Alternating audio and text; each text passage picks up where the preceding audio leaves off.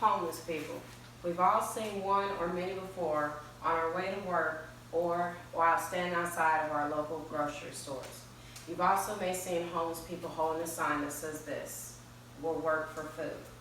You can also see homeless people who will hold signs that will say "homeless vet in need of assistance," or a sign that says "anything will help." Either way, homelessness is becoming a rising crisis for the state of California. While being homeless, many homeless people are faced with many daily struggles.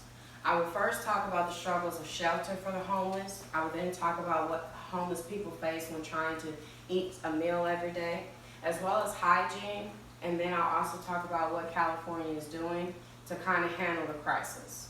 The three sources that I have used are all from three articles that you can find on EPSCoR's website. These articles are called "Homeless in the City," "A Haven for the Homeless," and "Why Can't California Solve Its Housing Crisis?" Did you know that California has the highest rate of unsheltered homeless people in the United States? They are currently facing a crisis emergency when dealing with homeless people. San Diego's homelessness has doubled in the last 4 years, while Los Angeles has increased in population by 23% with 58,000 unsheltered homeless people right now currently. Homeless people have no place to call home. Home is wherever they're sitting, standing, walking, or worse, laying down to sleep. They're outdoors all hours of the day and night. There's no place for them to go inside. They do have homeless shelters, but as we all know, homeless shelters have a certain limit. They are not open to the entire state. It's only for a first come, first served basis. Many homeless people are faced with harsh judgments. While being homeless, you can be criticized, overlooked as if you're non-existent or invisible. When asking for spare change to buy personal hygiene products or even food, homeless people can be looked at with rude stares, hear rude comments. And then you also have empathetic civilians who will understand and sympathize with life circumstances that homeless people are faced with every day.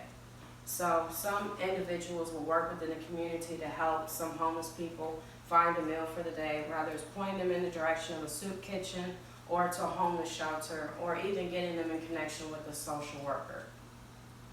A homeless vet by the name of Walter Theodore, he is the man who wrote the article called "Homeless in the City." He was homeless for 11 years in the state of California before finally getting off the streets. I paraphrase his words where he says, "Sleep is never easy to find when being homeless on the streets." He talks about how shelter is not easy to come by. Sleeping is not easy to find because you're sleeping outdoors, you're faced with noise that never stops, you're faced with people walking by you all hours of the night and day. You're also faced with being beaten just for being homeless on the streets of California.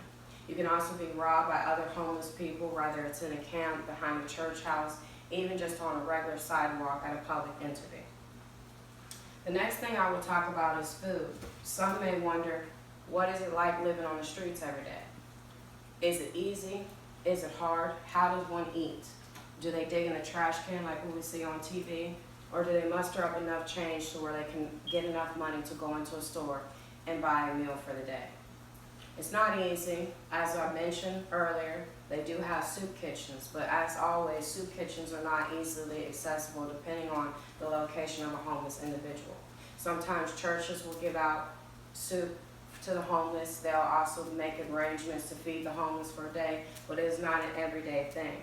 So being homeless and trying to eat a meal, sometimes homeless people can go hungry for days or weeks at a time if they can't find anything or don't end up with any money and can't get a hold to government assistance such as food stamps to help aid them in their need. The next thing I will touch on is dental care. As we all know, dental care is a part of hygiene. It's a part of your appearance. And being homeless, a lot of homeless people are faced with bad teeth, cracked teeth, missing teeth. And your appearance is the first thing that an employer will see. So if you are not able to have dental hygiene, and it's not an easy thing to come by when being homeless, an employment person may not take you serious enough to offer you a job to help aid in you getting off the streets. As well as just hygiene in general. Many who I've seen homeless people, their clothes are dirty. They don't aid in having washer and dryer, so sometimes they wear the same clothes every day. unless they can come up on other clothes, maybe donated from like a Salvation Army, etc. Hygiene is not easy to come by. So it's also hard for one to keep up the appearance as well as sit down and have an interview to try to get employment.